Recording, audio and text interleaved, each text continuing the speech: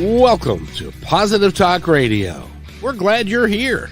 I'm Kevin McDonald, your host for this grand adventure, and I thank you for joining us. You see, our mission is to create a positive, personal connection to all things with courage and love. We invite terrific guests, interesting topics, and great conversation, all in a fun, entertaining way. And we always manage to learn something, too. So I hope you will stay right where you are for this episode of Positive Talk Radio.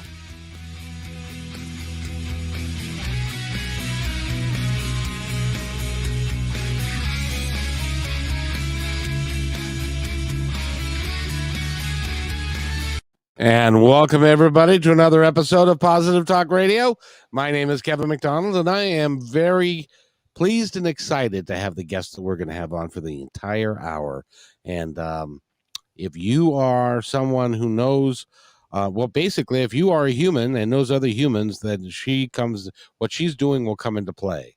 I'd like to think that it wouldn't, but it does, and she's working to solve it. I'm talking about domestic abuse and in-home violence and workplace violence and school violence and stuff like that. Her name is Sabrina Osso, and she has a website which will get out early because I just love the name and what she has done with it. It's ossosafe.com. So remember that, ossosafe.com. And Sabrina, how are you today? Thank you for being on the show. I'm very well, Kevin. Thank you so much for having me. This is so great. We greatly appreciate the opportunity. Well, I'll tell you what, you are in talking about stuff that if we don't bring it out and give it some light, it's never going to change. And we really need to initiate change in this area so that people don't live in fear of what's going to happen all the time. And you're working on that. You're a TEDx Talk speaker. You've got a great company. You're the founder. How did it all begin? What decided you to do this? Yes. Well, I've had enough therapy. I've been in and out of therapy for quite some time to be comfortable enough to say that I am a survivor of violence. My father beat my mother on a regular basis. Wow. It was pretty traumatic up until I moved out at 21. And police, it was pretty, it was pretty traumatic. And I did what I was supposed to do. I got my degree. I did what I was supposed to do as far as university. I have a degree in computer science. And however, when I moved out, I with my therapist, she said to me, Sabrina, you're a dancer. You have to dance. And I couldn't even think about dance growing up. I couldn't even bring it up. There was no one to take me. So I began taking classes. I was completely submerged and immersed in the dance world. I live close enough to New York City. So I was taking 12 classes a week, voice lessons, auditions. It was a very exciting time. And unfortunately, when you live with violence, you're if you get out of it, you're spending the rest of your life catching up because essentially your life is stolen. So you are trying to undo a lot of the damage that was done and healing. And so that's what I was doing, really. And I loved the club scene at the time. I was a heavy duty clubber in New York City. I loved it. I went to all the clubs. My favorite was the Limelight in New York City. And I was so free on the dance floor. When I tell you, I just released so much anger and rage and pain. And I'm a dancer. I've always been a dancer, but I couldn't pursue it until, unfortunately, later on. But I took a lot of classes and I was getting gigs, but I started writing a one-woman show called Home Sweet Home. and I play different women being abused. That's where, but she goes to her good place. That's where the dancing comes in. But then she's pulled back into the terror of violence. The show ends really strong, really empowering. And I did a lot of research for that show, and I could not believe the statistics that I was finding. I couldn't believe it. I knew my own trauma, but I didn't know how common it was. So I said to myself, I have to make this into a business, into a bona fide business with products and services that could really help people. And we're not a charity, we're not a nonprofit. We respect all of the charities and nonprofits. However, to a certain degree, being a charity in this space keeps the problem in place. So I said to myself, what did I need growing up? What would have helped me? So I created products and services that I think we believe will really change the face of residency. And I could explain that more along, in the interview. But that's how Osso Safe was born, from a one-woman show. And in fact, I performed that show with my dance students at the time. It was so great. I had one or two dance studios that I was teaching at, and they said, "Yeah, absolutely. Use the school, use the studio space, use the students that you're teaching." Yeah, so I'm very grateful for that. A couple things. First of all, we do have a comment section, and there are people that may join us that would like to comment. And here is Greta says, "Thank you for your courage to share that, Sabrina. I know that Thank it's you. not easy." Thank you, Greta. Thank you. Thank you for saying thank you. I like to say, yeah, Well, it takes a great deal of courage to do what you're doing and to um, admit that you grew up in an abusive home, and it's hard to change that. And in many cases, as I'm sure your therapist has made clear, that is something that can last an entire lifetime, unless you're able to get past it. And you need help. Nobody can do it alone. You need wonderful people to help you get past that, don't you think? right. I couldn't agree more. I mean, if you're dealing with like your job search or a breakup, and a breakup not because of violence, abuse, chaos, dysfunction, if you are dealing with rejection because you're a dancer, you're an actor, you're a singer, it comes with the territory. You're dealing with rejection. All of that is a part of normal life. If you get bad grades, if you're struggling, but that it's not due to violence, abuse, chaos, dysfunction, that's all normal stuff. But if you're dealing with violence, abuse, chaos, dysfunction, verbal, physical, sexual abuse, no one should deal with that. No one, especially children, we say at Osso Safe. So, and you can't, you're absolutely right. There's no way to deal with it by yourself. And I'm so glad that COVID has brought to light that therapy, it should be a normal thing. Everybody needs help with something. Everybody. Everybody's dealing with something, and COVID has definitely brought that to the surface. And I think we are more inclined to talk about therapy, going to a therapist. I love the commercials of Michael Phelps and I think Demi Lovato, because Michael Phelps is a swimmer, an Olympic swimmer, and Yep. Demi Lovato was a singer. And they have said on national television, I go to a therapist, and they have a lot of pull. So it's very good that they say that and that they admit it. And yeah, and there's nothing wrong with that.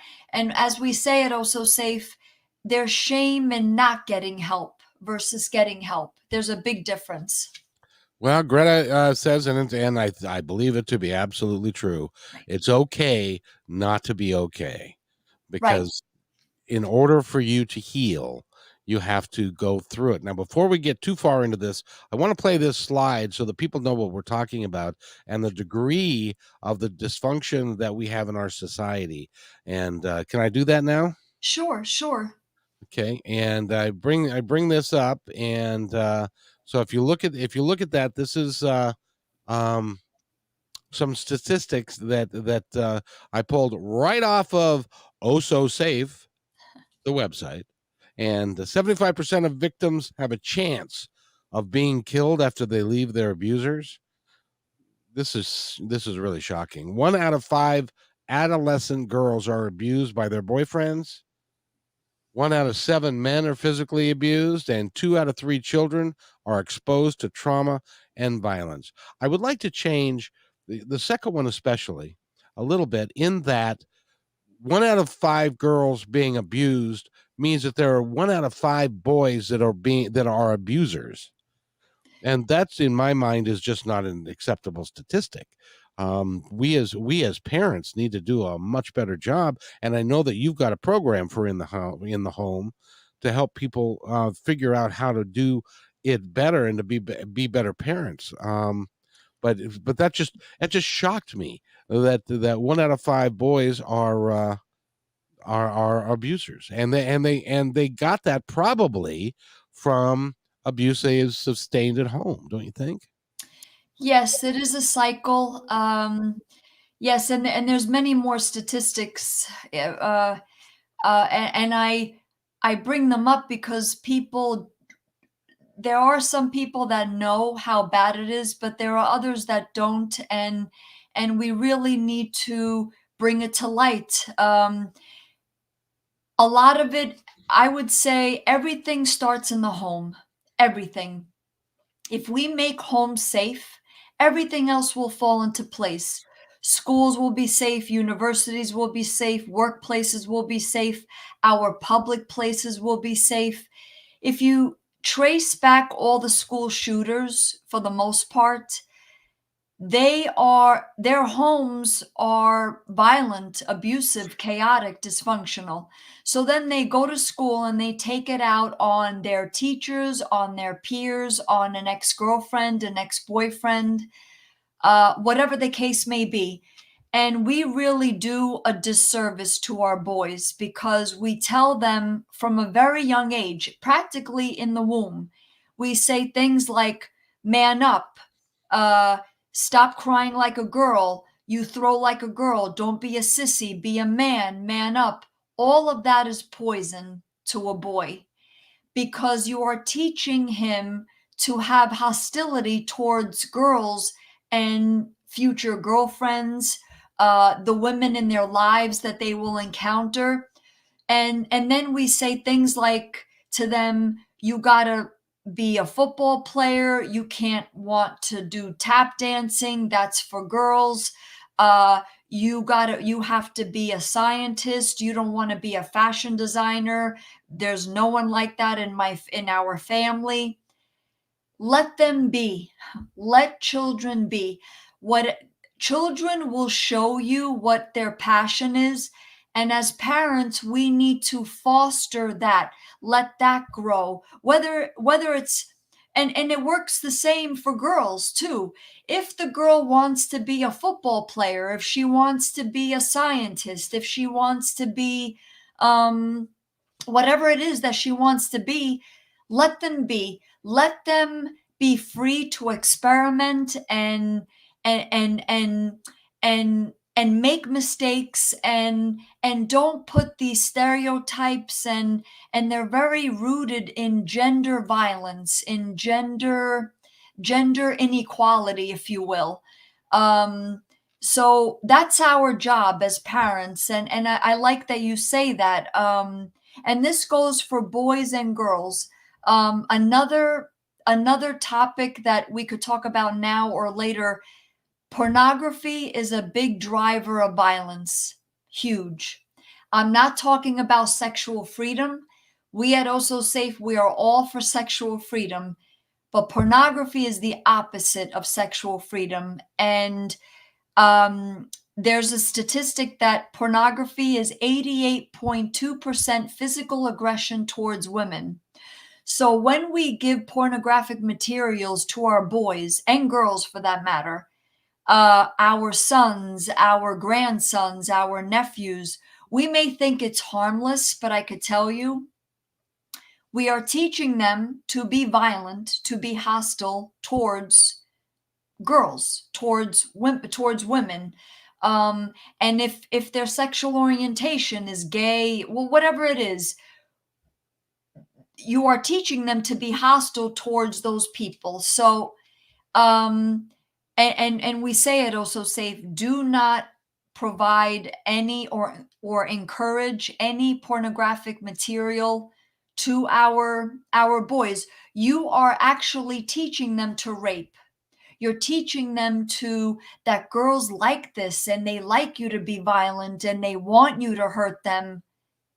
It's horrific. So thank you for letting me say that. And Absolutely. I have another branch of pornography that I would like to discuss, and this is where the woman is doing the abusing, but we could talk about that later. Well, the interesting thing is about pornography, and you're right. There was a study done really recently that 85 to 90% of pornography, and in every film that they reviewed, there was a degree of violence towards women. And the other thing is that it doesn't make any sense to have a 10-year-old boy or a 12-year-old boy look at this stuff and say, "Oh, gee, that's like real life." I'm here to tell you that none of Right. that's real. None of that's real life. But because of the secretive nature of pornography, they see it in their room when the door's closed and stuff, that they don't have anybody to tell them that's not real life. You're going to Right. have, so I really honestly believe that honesty is the best policy. And we let these kids know that these people are acting. Okay, they're not wearing clothes, but they're still acting, and it has nothing to do with reality. Right, right. And these are not healthy relationships. These are No. not, I mean, if you want to have a one night stand with someone, it's not about that. Or if you're in a relationship or if you're dating, it's not about that. These are pornography is all about the actual root of the word is it comes from Greek, and I believe it's the filming of prostitution. And there's pornography, there's child rape, sex trafficking, um, and prostitution. So it's all in the same family, and all of that is beyond unhealthy. We're talking about domination, manipulation, control. These are not healthy relationships. They're not healthy sexual relationships. They're not healthy, period. So, um, and I want to say that uh, we again, it's worth repeating. We do a huge disservice. We think that it's harmless, and schools. In fact, I heard that they get sex educators to the school, and there are sex educators that talk about pornography and they talk about healthy sex or gender positive, and they'll say that pornography is a normal part of life, a normal part of your sexual development. And we are here at Osso Safe to say, look, you're wrong. You're incorrect. I mean, look at the proof. All of the crime, all of the sex abuse that goes on. A lot of it comes from pornography, the pornographic material. Sex trafficking is a big, the they create or they encourage pornography. It comes from pornographic material, sex trafficking. So it's a very it's beyond dangerous, beyond dangerous. It's all tied in with healthy relationships, what constitutes a healthy relationship. Like you said, this is not normal. And pornography normalizes violence, it normalizes abuse. So, and then we wonder why our boys rape by the time they're 13, 14, 15, 16 years old. By the time they're in high school, that's why that statistic on my website, 1 out of 5 adolescent girls is abused by her boyfriend. Well, stop raising our boys to be abusive. Stop teaching our girls that, yeah, this is normal. Well, he's the guy. This is just the way it is. You're incorrect. There are good boys out there. There are good girls out there. Good, in healthy relationships, this is what we have to encourage, what we have to magnify, what we have to practice. It's vital that I really honestly believe that it's communication, because you can't, it's like you've heard that expression, put the toothpaste back in the tube. We're never going to be able to get pornography out of our system or out of our kids' hands because of the smartphones, because of the easy availability of it. And so what we need to do, in my opinion, is to bring it out, like what you're trying to do, is to bring it out into the light, to let people know it's not appropriate, it's not right, but you need to talk to your kids about it. Right. You can't just assume that they're just going to do what they're going to do and they'll figure it out. You need to sit down and say, that's not real stuff. Right. And even I would even advocate to the point of sitting down and watching it with them and letting them know what's not appropriate and the way it's not supposed to be, and that's not a loving relationship, and that sort of thing. So I'm right there with you, because I think that it can be, it's long-term damaging to our entire generation. And by the way, this is the first generation, or maybe the second, that has had access to anything you want on the internet at a tremendously young age. Right, right. That is an excellent point, Kevin. Watch it with them. That is, I've never heard that, but that is excellent. Yes, that way you could point out, look, what they're doing is I don't want you to be in that type of relationship where he's hitting her or she's hitting him, and there's rape, and this is not okay. It'll never be okay. And excellent point. And there's a great TEDx or TED Talk. His name is Ran Gavrieli. It's from Israel, Tel Aviv, Israel. He's a heterosexual guy, and the title of his talk is Why I Stopped Watching Porn. It's an excellent, excellent talk, and he really makes the parallel between pornography, rape, child rape, sex trafficking, prostitution. And he's a heterosexual man that stopped watching porn, and he really maps out how everything is connected and how unhealthy this is, and that he had hostility towards women that wasn't there before, but because he watched so much pornography, it was kind of really drilled into his consciousness. And he said to himself, I don't want to be like this. I don't want to be this heartless, insensitive, unkind man. It's a great talk, and I watch it from time to time just to even educate myself with Osso Safe. I highly recommend it. I love the work that you're doing, and you're trying to bring everything to light, and pornography is just one aspect of it. It's also, family relationships and working with the family. And you grew up in an abusive household, and you saw your mother get beat, I assume, on a semi-regular basis, and she was powerless to leave. And one of the statistics that you quote is that even if you leave, if you've been abused and you leave, that the chances that you're going to be either hurt or killed are very high. And how do you work with people, and how do you work with folks that have been abused to help them through that issue? Or how do we do that as a society? Right. We developed something called the Osso Safe Home Sweet Home package. And this will, right now we are marketing this to the landlord tenant portion of the real estate industry, but we want this to propagate over all residency. But we're starting with landlords and tenants because this would be the path of least resistance. We're saying, look, Mr. and Miss Landlord, hire us. We will get your property Osso Safe certified. What does that mean? You purchase the Home Sweet Home package, and it consists of a policy, a seminar, an app, and therapists assigned to the property. So, just to give you a brief summation, the policy basically states, and this would be an addendum to existing leases. It basically states, I, as a landlord, I promise to provide you a safe space for you to live.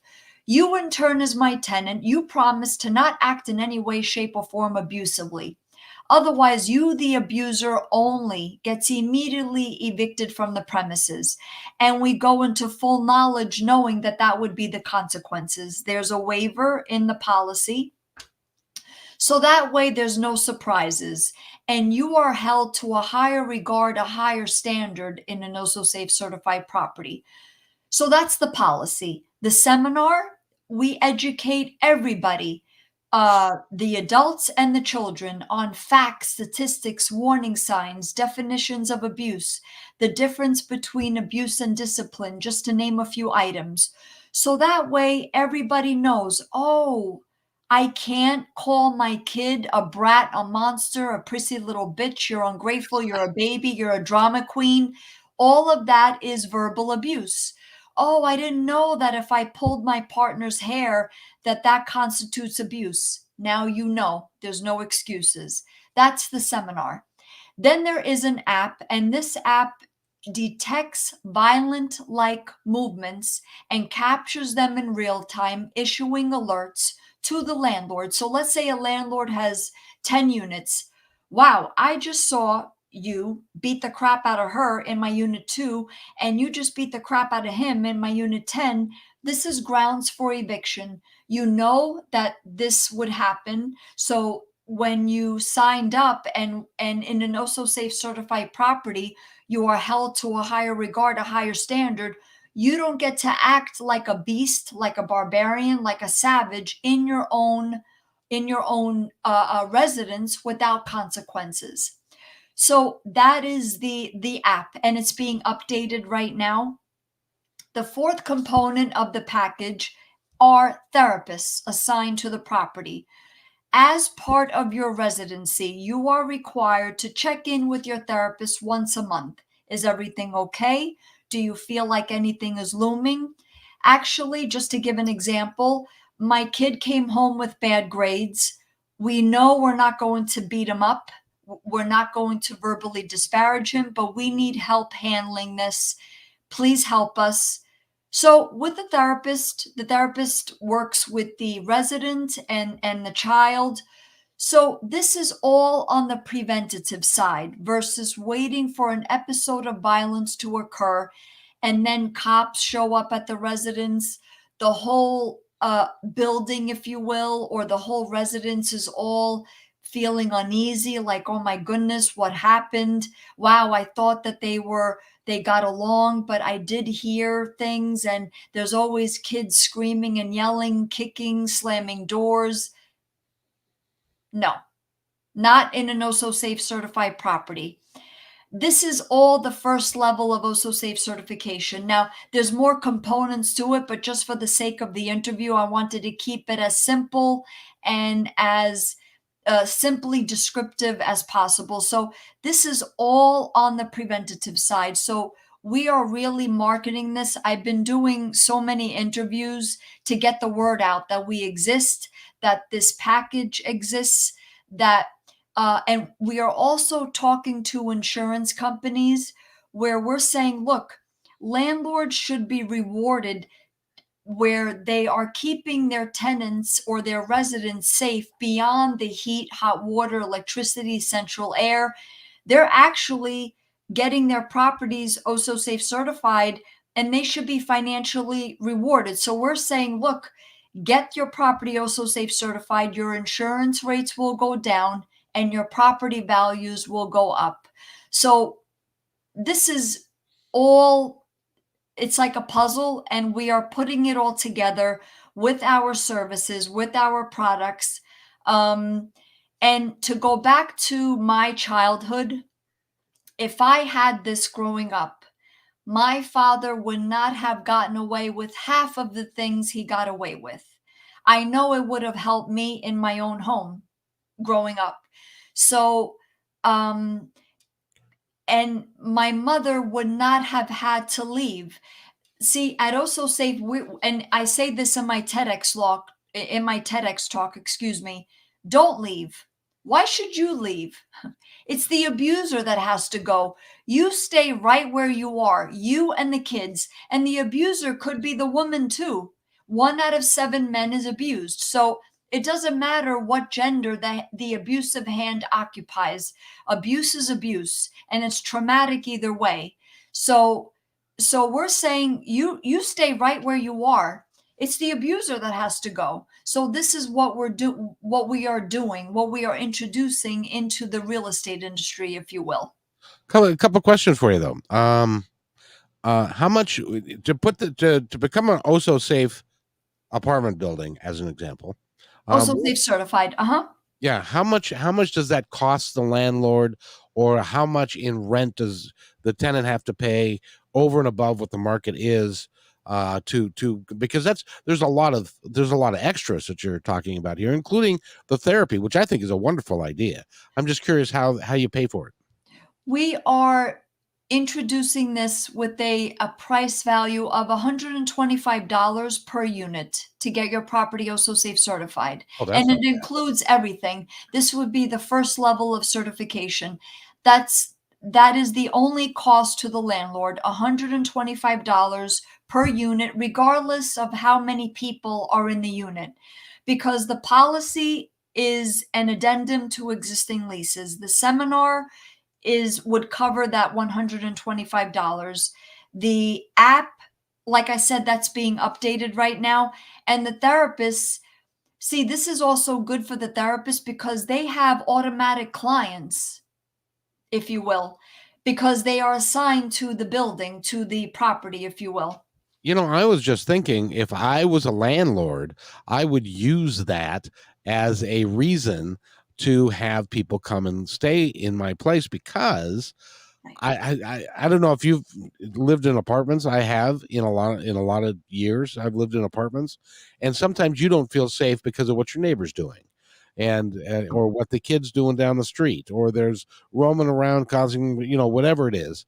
And this could be a great avenue for a landlord to say, this is an Osso Safe facility, and Right. so we don't tolerate any of that stuff, and so this is a great place to raise your kids. Right. Right. That's exactly one of the perks, if you will, or the advantages, or the major uh favorability, if you will, of getting your property Osso Safe certified. We see, especially COVID has definitely brought to light many things. And like I said, one of them was mental health therapy, how necessary it is. And the second thing is, if you're not safe at home, where are you safe? Our homes have become our schools and our workplaces, essentially. COVID has done that. And if you're living though with an abuser, how are you going to work? How are you going to educate your children? How are you going to live? You can't. You can't. So we're saying, yes, get your properties Osso Safe certified, and we are steering the real estate industry in this direction. Good for Because you. quite frankly, why would you want to live anywhere else? So we're saying this is a big advantage for landlords, for property owners, and we see this also across the board. A single family homeowner, whether you have a mortgage or not, whether you rent, whether you own, this is how it should be, Kevin. Nobody should live with abuse, period, over and out. No, I agree with you. Well, to disagree with you would be really silly, because nobody wants to deal with abuse, and there are deep seated reasons why it happens. And a lot of it's, I believe in the 7-generation theory, which is if you have an abuse, it can go back as far as 7 generations in your house. Of the father abuses the kid grows up and abuses his kids and his wife, and so forth and so on. And we have to get to the root cause of that. And I think therapy is you're right, is the way to go. And also, I think you're right.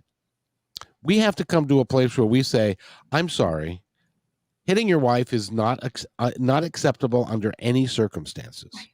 There's nothing that you should be able to do abusive. Even when my kids were little, I spanked them. But I also determined at a very early age it wasn't effective, so we stopped, because we didn't want the kid to grow up in fear. We wanted to instill in him the discipline of how to grow up.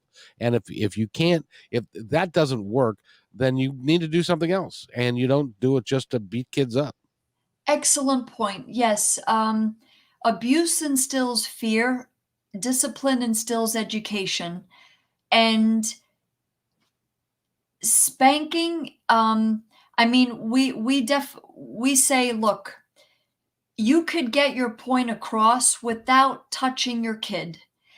If you have to remove them, let's say a toddler is near a fire and they won't listen, physically move them, but don't hit them, don't spank them, don't verbally disparage them.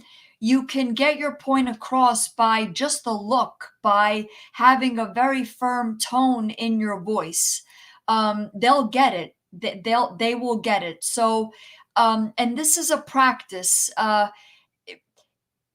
If your children have to know that, wow, I just got yelled at from mom and dad because the scissors was dangerous, and if I kept playing with the scissor, it was going to hurt me, or I got punished.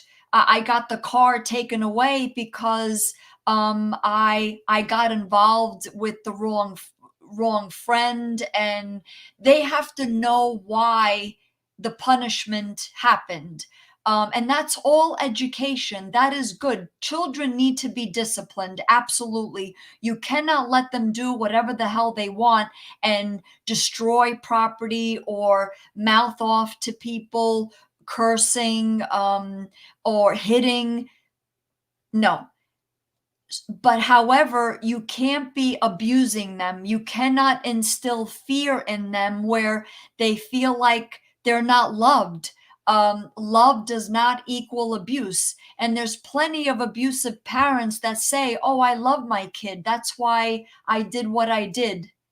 No, you are incorrect.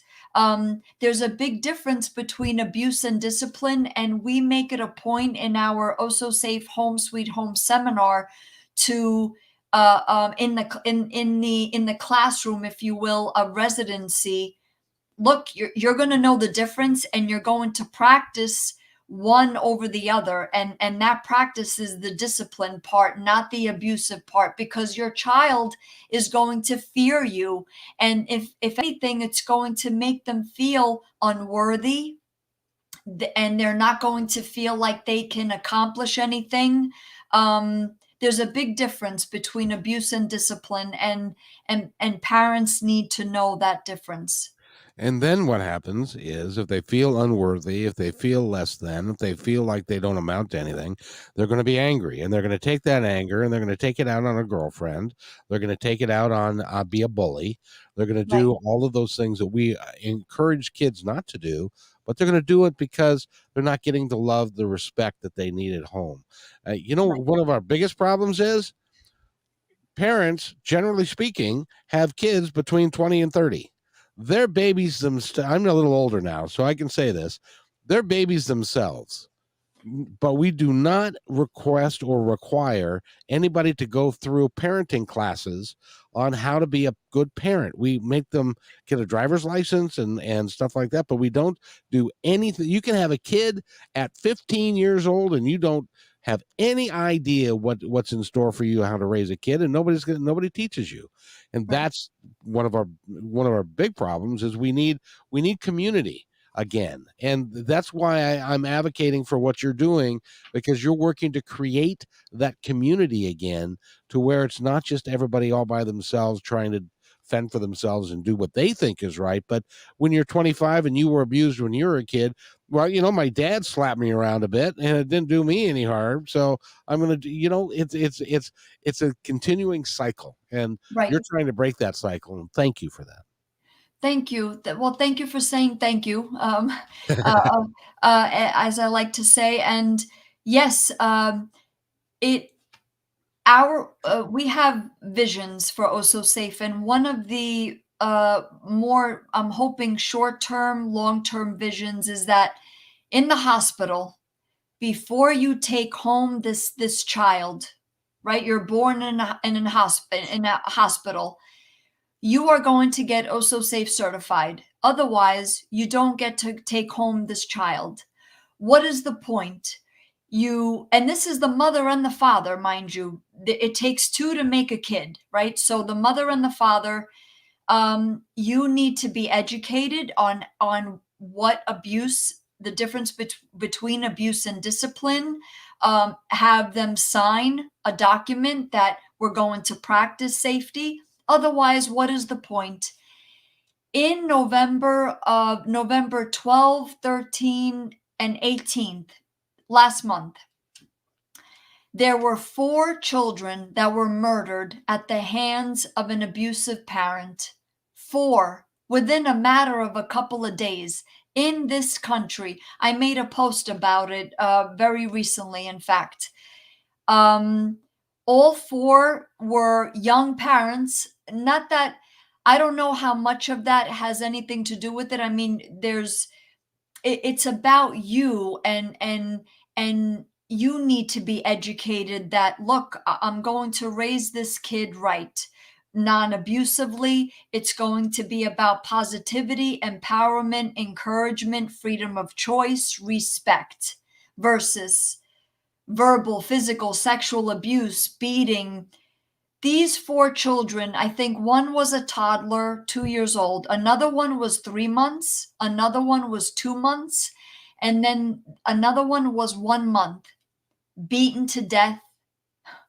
Uh, One of them, the mother was working at Walmart, and the boyfriend was home sexually abusing her 2-year-old toddler, a boy.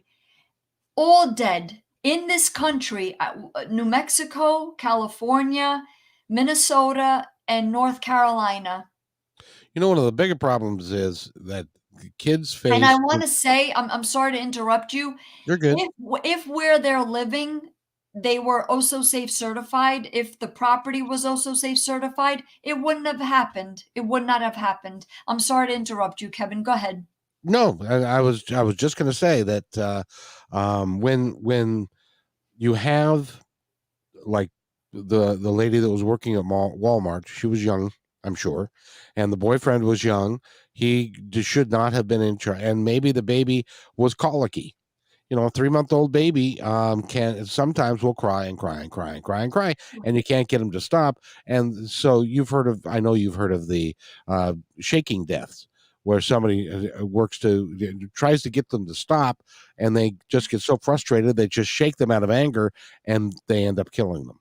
And it's because those people shouldn't be, they really shouldn't be babysitting, but they have no choice, and a lot of times they have no role model to be able to tell them how to handle these kids. So we as a society really need to make some substantial fundamental changes in how we deal with life itself, in order for us to make a difference for everybody. And I'm glad you're doing what you're doing. Thank you. Thank you. It is indeed a practice. It is indeed a practice. And we do workshops in schools and universities, and children need to know that this is when they grow up and have their own children, or if they're seeing mom beat up dad or dad beat up mom, we make it a point to say, look, You don't want to repeat the same mistakes as mom and dad. This is not your fault. You're not alone. Things will get better. In fact, I started something on my YouTube called Osso Safe Kids, and I'm speaking to all children, but specifically abused children, to give them a voice and to say, look, we're here for you. It's not your fault. You're not alone. Things that I wish I heard growing up, and in the Osso Safe certification, actually, there's 3 levels. I explained the first level. The second level is when violence ensues, when a parent or anyone is violent. That's when we go in with extra therapy, but that abuser is out. They are evicted, expulsion, if you will. That's the second level. The third level of Osso Safe certification, when both parents are abusive, that child names someone that they feel safe with from the first level. And we keep that name on file, if you will. It could be an aunt, an uncle, a close family friend, a grandparent. When both parents are abusive, an Osso Safe adoption occurs, where that child goes to that family member and takes them in, to the exclusion of both abusive parents. Because we say at Osso Safe, why wait until the child is 18 years old to let them have agency over their lives? It's too late. It is too late. When both parents are abusive, that child is learning how to be a future victim or a future abuser, and why. When you can nip it in the bud, get that child to safety at 6 years old, 5 years old, 7 years old, and where their health, well-being, and safety will be restored. Why wait until they're 18, where they're going to do one or a combination of the following: get involved in drugs, get involved with the wrong people, join a gang, or commit suicide? Why? Why? When you can nip it in the bud at 5, 6, 7 years old. Children know who makes them feel safe. They know who makes them feel free. They know who respects them. So let that child go to whoever they feel that way, whether it be, like I said, a close family friend, a family member, because I have to say the courts, the laws, the judges, the so-called child protective service agencies, it's horrific, Kevin. And I'm speaking from personal and professional experience.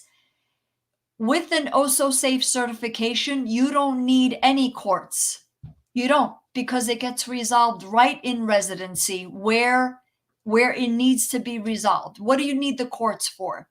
And everything that we do at Osso Safe, I always advise with a small team of lawyers on a regular basis. So that's good, because you're going to have to. yeah. Yep. And one of the lawyers that I consult with, she specializes in family law and divorce, and she said, Sabrina, I have to say, what you are introducing into the real estate industry, into the market, you are short-circuiting the entire process. And she said that as a positive thing, because we are resolving it right in residency where it starts. So I just wanted to, clarify and say that, really. I would find it interesting if as you get various properties up and running, that you are able to do a statistical analysis of what life is like in an Osso Safe home or an apartment complex versus, and the crime rates and the number of times police have to come by and all of that versus a normal one, to see if the statistics are different in a meaningful way. Yes, that is our intent. That is our intent. So, proof of concept, if you will. Yes, Exactly. absolutely. And when we do our seminars in properties, I actually say to the residents, look, um, you are kind of our ambassadors or our witnesses, if you will. We want you to say, to share this on your social media. How is it like living in an Osso Safe certified property? Do you feel safer? What are some things maybe that we need to improve upon? But do you feel like, wow, I want to rate, I'm so happy that I'm here. I know that there's not a rapist in the building, or there are systems in place to evict them. Is there are the likelihood of cops showing up or screaming and yelling? We keep watch on each other. We have therapists assigned to the property. There's no shame. The shame is gone. It's now a part of residency. So yes, that is, I'm so glad you brought that up, because that is our intent for sure. Well, that's good, because as that continues to grow, and the proof is in the results, and the violence is down, and all of those things, then, because what you're trying to do is to create a community that buys into the same ideal, which is you don't beat anybody up, and you don't sexually abuse people, and you treat everybody with respect.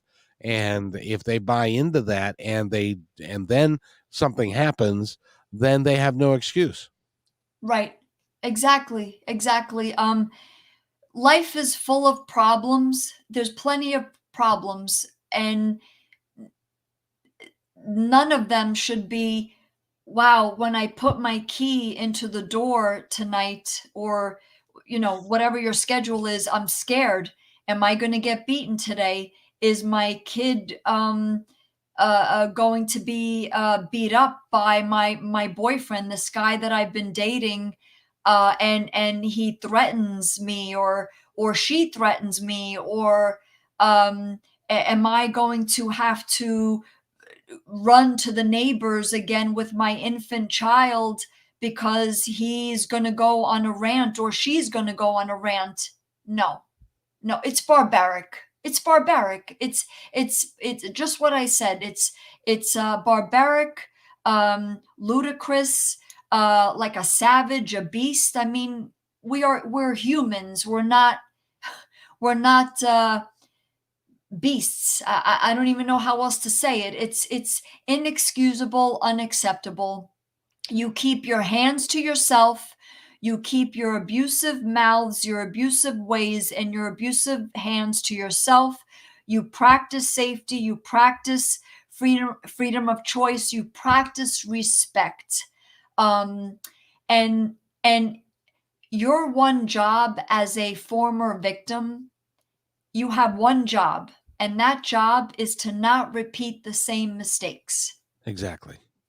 Even as an abuser, or no, as a victim, I should say, as a former victim, a survivor, you cannot give the excuse, oh, well, I grew up with violence, so I saw my dad beat up my mom, or my mom beat up my dad. No, no, you have to break the cycle, and it's a practice every day. There is no there's no break from it, but you get to heal. You get to heal. And if you raise your children that way, they will thank you for it. They will emulate you, and you will heal from the pain. It works both ways, yeah. Well, you know what they say, that if not now, when? If not you, who? Because Right. if you have, and I would encourage anybody, if you have a past where you get angry and you take it physically or verbally or sexually out on somebody else, get help. Go to a therapist, find out why, because that's not normal. You're being dysfunctional. If you're being abused, um, get help. There are Get us people. into your properties. Get Yeah. us into your properties, get us into your schools, your universities, if you have children in school, and get us into your workplaces. There are 2 million incidents of workplace violence that occurs. That comes out to be about 33,000 per week, and of those, 17 result in a murder. Workplace violence, the root of it is home violence. The root of school violence is home violence. Everything starts in the home. And we are not saying at Osso Safe that you're never going to fight. You're never going to get into an argument with your spouse or your partner. We're not saying that. Of course, you're going to have disagreements. There's going to be conflict, but it should never, ever, ever cross the line of abuse. Not verbally, not physically, not sexually. That's what we're saying. I can't imagine, as a man, I can't imagine ever hitting a woman. But that's me. But That is so great, Kevin. That is so great. I've had a few people, well, a number of people say that, and that is so great. You're the example. It can be done.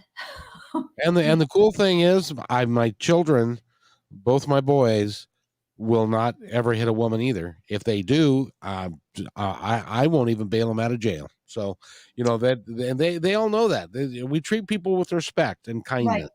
Right. Right. And if we do that. So, by the way, we've been talking with Sabrina Osso from the Osso Foundation, and she's got the website, which you can see is right there, and you can write that down and give her a call and talk to her about ossosafe.com and all the work that they're doing. Sabrina, I've got just a couple of moments left, and so while we're here, I want you to take a moment and to tell our audience anything that you would like them to know for the next minute or two. Sure, sure. Well, we're not a foundation. We're not a nonprofit. We're not a charity. I just wanted to clarify. We are a business with products and services. And I want to say this is indeed a practice. You don't fight in front of your children. We talked about pornography at great length. Do not pass that on to your children. Therapists, a normal part of residency. We are looking to make that a normal part of residency therapy. There is something that it's worth noting for pornography, because everybody thinks that it's always the man doing the abusing, but there is a branch of pornography called a financial dominatrix. Her real title should be a paid sex abuser. She poses as an upstanding citizen, and these women are very dangerous. They are dominating, manipulating, controlling, and they will stop at nothing to get what they want. These are women that shoot videos from their home, and they do convulsing, revolting, very disturbing things on and off camera. And these women prey on submissive men, and these men could have children and rope them into her world of domination. And like I said, she could be part of your PTA. She could be your neighbor. She could be living across the street. And what I advise is that parents, definitely ask questions, know who your neighbor is. You do not want these people, because these women will also invite clients to the residence. So you don't want these people in your communities, and the children living in these circumstances are victims by far. So, and we make it a point at Osso Safe to educate on the subject, because a lot of people don't know about this. These women fly under the radar because everybody assumes that it's the man doing the abusing. Not always. So I thank you for letting me say that. I wanted to say that. Did you ask me how people can find me? I'm sorry. At this point, I assume they can email you at sabrina@ossosafe.com. Right. Yes. And Mhm. is there any other ways you'd like them to get a hold of you? I'm on all the major social media platforms: Facebook, LinkedIn, Twitter, Instagram, my YouTube. I want to say to all children, you have the right to be safe in your own home.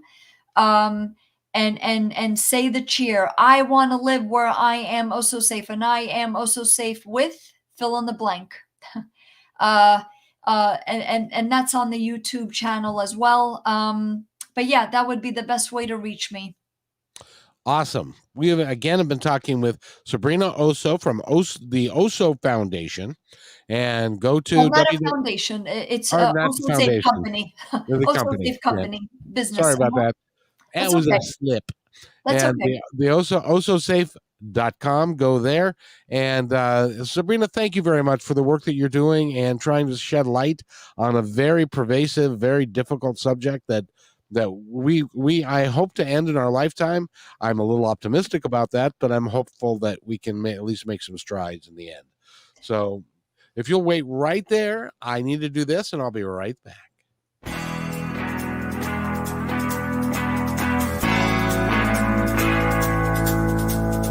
Hey, and thanks for listening to this episode all the way to the end. Hey, pretty cool. Hey, don't forget to follow us so you can receive regular updates and new posts. And remember, take care of each other, because each other's all we've got. See you next time on My Independence Report.